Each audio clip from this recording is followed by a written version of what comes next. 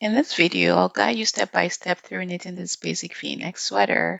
This is part 3 and we'll focus on shaping the neckline and the shoulder of the back piece. The hem to the armhole shaping is exactly the same as for the front, which I showed in part 1 and 2. I'll leave a link up here and in the description so you can watch it. And it'll link to this schematic too. Let's dive into the knitting. I'm going to be shaping both shoulder and neckline at the same time. I'm going to first split my work into, since my carriage is on the right, I'm going to split starting from the 0 to the left. I'm going to move that to A position. And then in order for these needles not to knit, I'm going to push my holding cam lever to the right to hold that. And then in order for my pattern to continue from this same point when I come back to knit the left, I'm going to set my machine to remember where I am in my pattern knitting by hitting this memo key here.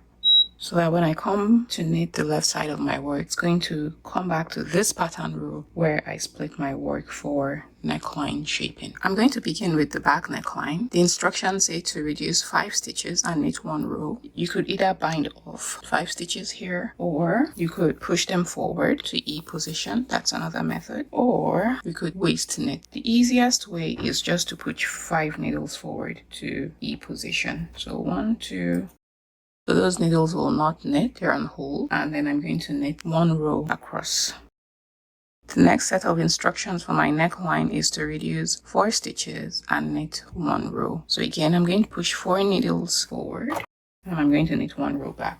At this point, I'm going to bind all 5 stitches for my shoulder. Actually, I made a mistake here. Before I knit that first row for neckline shaping, I should have bound off my 5 stitches. So to compensate for that, I'm going to do 2 steps here now. I'm going to bind off 10 stitches. I'm going to reduce 5 stitches for the first set of 2 rows that I just knit, and then I'm going to reduce another 5 stitches. So 10 stitches.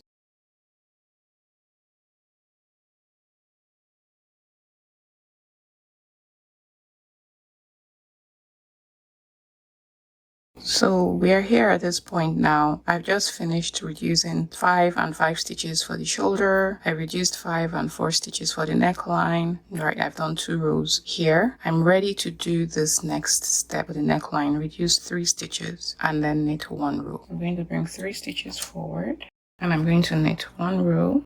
And after that, I'm going to reduce 2 stitches and knit 1 row. Right now, I'm at row 4 of my neckline shoulder shaping. So I've done 2, 3, 4 rows here. Next step for neckline shaping is to reduce 1 stitch. For my shoulder, I'm supposed to now bind off 5 stitches. So now that I've bound off 5 stitches, I won't bind off at the shoulder until I've gone left and then come back right 2 rows. But for my neckline, I'm going to knit 1 row back for my neckline. Then reduce 1 stitch every row until row 8. I'm going in with my transfer tool. I'm just going to push that needle forward, just as I've been doing now. I'm going to knit 1 row back. And then again for the neckline, I'm going to push 1 stitch forward because I've done 6 rows now. For my shoulder, I'm going to now reduce 4 stitches and knit 2 rows.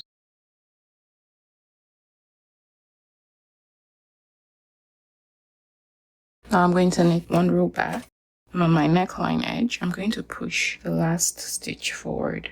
At this point, I have bound off, or I have put out of work 18. I'm at needle number 18 now. And if I look at my sketch, just to verify, I see that I have a total width of 36 stitches for my neckline. If I divide that in 2, it should be 18 stitches on either side of my center. And that's what I have here. So I know that I'm on track, and this is the last needle for the neckline. And then I'm going to knit a row back for my shoulder.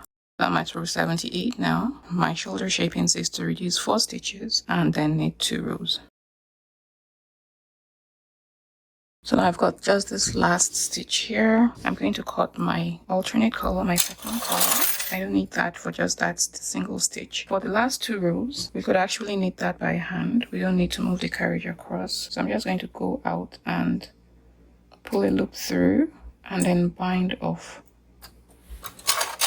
as the last stitch, and then just pull that out and this side is done. So I finished with the neckline and the shoulder on this side. Now I'm ready to knit. To knit the left side, I'm going to reset my row counter to 70 just so I can keep track of where I am. And then I'm going to push all my needles from 0 to the left back to B position. So what I want to do here is take my transfer tool and put those stitches back on the needle.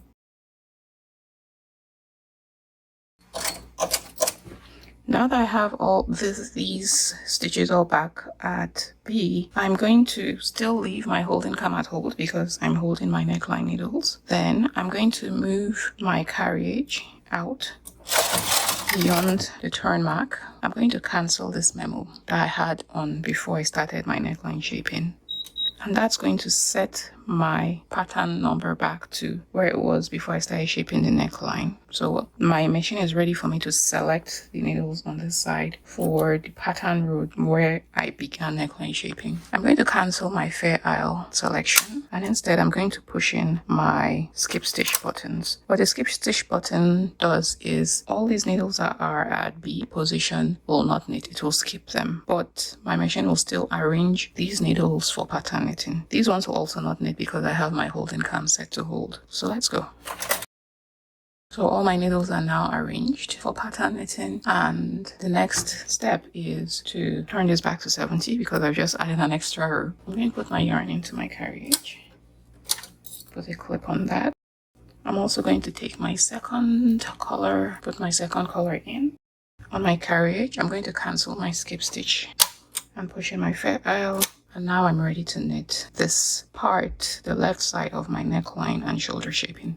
I'm going to speed it up, but it's exactly the same way that we knit the right side of the neckline. So following the shaping instructions, I'm going to bind off on the shoulder edge and push needles forward on the neckline edge until I have finished binding off and setting out of work all of my stitches for neckline and shoulder. Then I'll show you what comes next.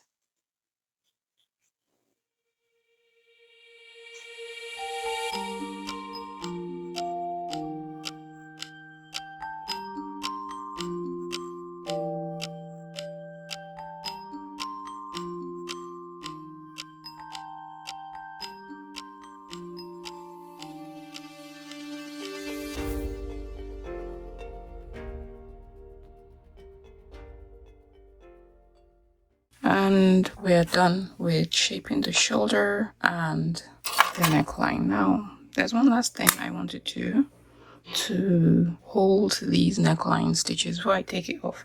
To take it off my knitting machine, I'm going to turn my chain knob to plain knit.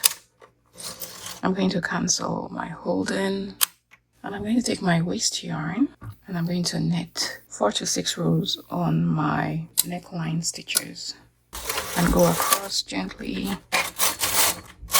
So that's 1, 2,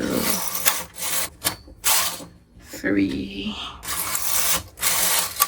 4, 5, 6, and we're done.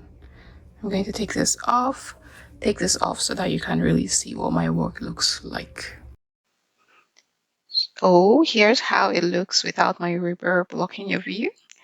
The back neckline shaping, armhole shaping, and my shoulder shaping. In the next episode, the next part, I'm going to show you how to knit the sleeve of this sweater. So make sure you subscribe and turn on your notifications so that you do not miss that. If you've watched this to the end, thank you so much for watching. Leave your comments, your questions in the comments, and please like and share.